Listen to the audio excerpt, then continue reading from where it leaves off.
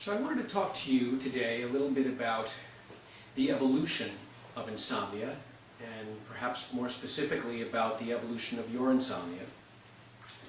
And the model that we use when we think about this is what we call the 4P model, or the 4-factor model. And the 4 Ps have to do with sort of the various areas that may be contributing to your insomnia over time. So the first P that we deal with is what we call predisposing factors. And what I'm going to do first is I'm going to draw this line across the board. And what this is we're going to be talking about what kinds of things contribute to insomnia. And this line represents when sleep has become a problem, when your insomnia really has started to develop, manifest, and you can see that I'm not sleeping well. So when we talk about predisposing factors, we're talking about, I'm going to draw 4 of these. We'll eventually get to all of them. But essentially what this is saying is that this is always a baseline. That we always know that there are certain factors that you or anybody brings to the table in terms of things that may be making one more or less vulnerable to developing a sleep problem over time. And these can be factors like genetics. Just some people are better sleeper than others. In terms of circadian factors having to do with your internal rhythm and where that is relative to the time frames that you're living in. It can have to do with other predispositions to other kinds of problems, like for instance someone who is predisposed to depression, given that we know that depression often will lead to the development of insomnia. Being predisposed to depression in a sense then makes one more predisposed to developing insomnia. But what we're saying at the first level in time, and this is time across the bottom, is that in the beginning it may be that people carry all of these vulnerabilities with them, but that they have not yet manifest a problem. And these go back to all the years where, when you were a child, when you were a teenager, when you were a young adult, that you did not really have an insomnia problem at that time and slept, from your perception, fairly well. The next P is precipitating factors. And the way I like to think about precipitating factors are that they can be essentially anything. They are stressors, the kinds of things that will trigger an insomnia problem. And so what happens is this now gets grafted onto this and knocks the person above the threshold. As I said, this could be anything. So, for instance, some of the common things that set insomnia off for people are, having an illness, a hospital stay, stress at work, where you're starting to worry about the things that are happening at work, and that's keeping you up at night. It can be pregnancy, childbirth. In the beginning, when your children are waking up in the middle of the night, that's causing that person to wake up a lot, get up in the middle of the night, and have to deal with that problem. It could be a specific a trauma that occurred in your life. We work with soldiers a lot who have coming back from war experiences. And certainly while they're at war, that's something that's going to trigger insomnia for them when they're not sleeping very well at night, or during the day, as the case may be, whenever they have to be doing that. Essentially, whatever their predisposing factors might have been, it's going to be that stressor at that period of time that basically set off the insomnia problem. Now, what we begin to see along with that is something we call perpetuating factors. So what happens is that, at least in the short run, is that even as these precipitating factors are happening and still knocking somebody above this arbitrary threshold where they are feeling like they're not sleeping, there are other things that start to happen on top of this. And we'll call this perpetuating factors. And just to really highlight that, we'll do that. So perpetuating factors are the things that start to happen around the sleep itself. So for instance, someone who has been experiencing many days of chronic insomnia due to these precipitating factors, in addition to all the other troubles that they have to deal with, is also starting to notice that they're not sleeping well. And that as a result of not sleeping well, that they're not feeling very good during the day, and that this lack of sleep is having an effect on them. It's having an effect on their ability to deal with the stressors that they're dealing with, and it is also having an effect on what they're doing in terms of preparation for bedtime. So it's very easy to see where somebody like this is starting to say, gee, every night I'm having trouble getting to sleep, and so I'm really tired and exhausted during the day. And so what they might do is, for instance, they might take a nap during the day in order to deal with that insomnia problem.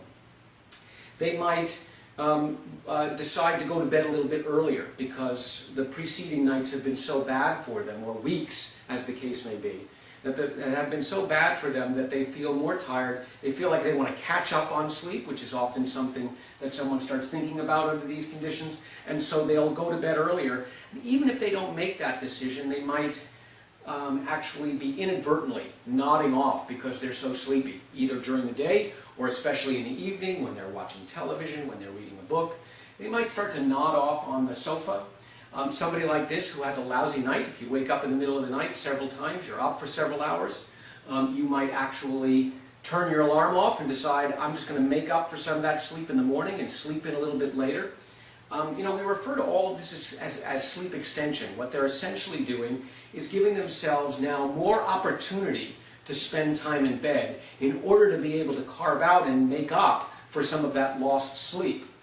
However, these kinds of factors, for reasons that we will talk about as we go along, really do tend to promote poorer sleep over time. They tend to interfere with good consolidated sleep over time.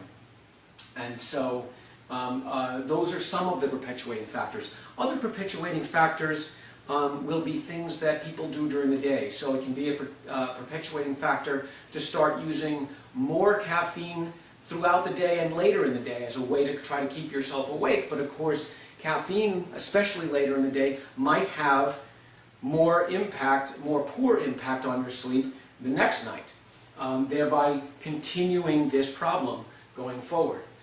People who have poor sleep will often start to decrease their activity level during the day.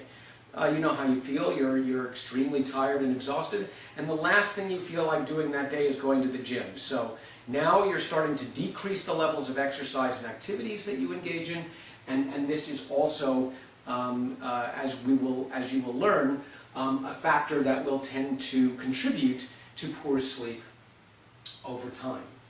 Now I want to talk a little bit now about the fourth P, and the fourth P really has to do with conditioning, and we say it's a fourth P because we can call it the Pavlovian factor. I don't know if you've ever heard about Pavlovian conditioning, or it's sometimes called classical conditioning, but it has to do with what's happening over a longer period of time with this chronic insomnia. So again, at this point, as we look at the more chronic conditions, it may be that the original things that were precipitating your insomnia have even started to get better. So we look at some of the examples that I gave. For instance, I have many people who will say, my children are now grown, they're older, they're sleeping fine, I'm not sleeping fine. So that original precipitating factor has gotten better. In fact, it may be better enough that they're now under this threshold, and if it were just about that and nothing else, they might now be sleeping fine. And sometimes that's what we see. Sometimes we see somebody developing a transient bout of insomnia due to that stressor, and when the stressor remits, they start to feel better. Likewise, if somebody had a bout of depression, and that depression set them above this track while they were having problems, and then they get on medication, or they somehow weather that episode of depression and begin to feel better, if none of these other perpetuating factors have taken over, and the depression has gotten under control well enough, then we can very well see them slipping below this threshold, and their perception of how they're sleeping has improved greatly, and they feel like they don't, or they no longer have an insomnia problem. But if we go back to our perpetuating factors, those perpetuating factors, if they're at play, might very well still be keeping this person above the threshold.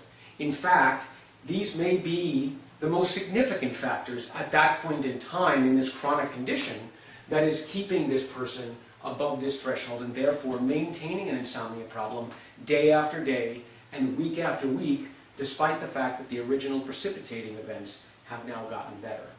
And there's one other, factor that we said we wanted to talk about, which was this Pavlovian conditioning that takes place as well.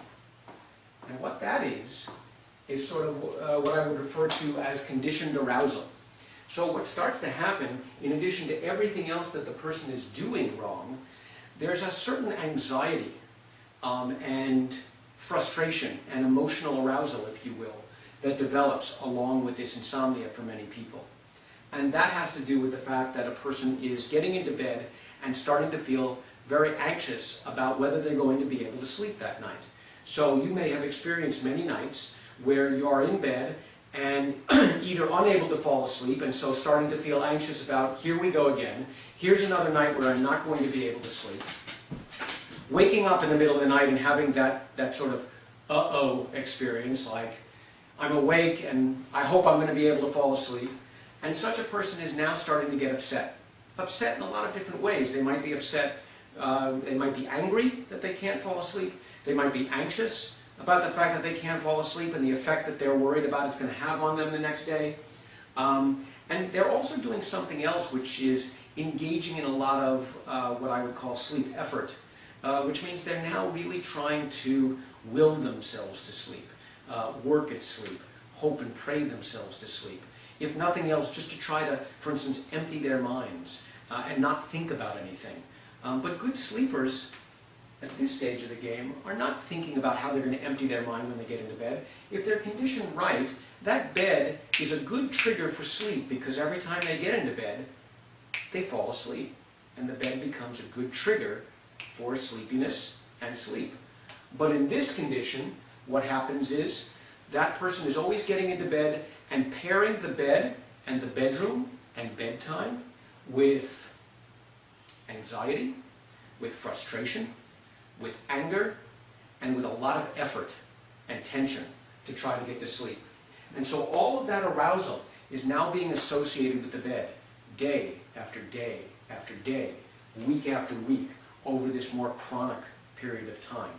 And so again, even though these precipitating factors may have been addressed, they may be well in hand and well controlled, this person may be getting into bed now and simply feeling anxious just because they're in bed, because their bed has become conditioned to be this trigger for anxiety, trigger for being awake, trigger for being angry and anxious and upset.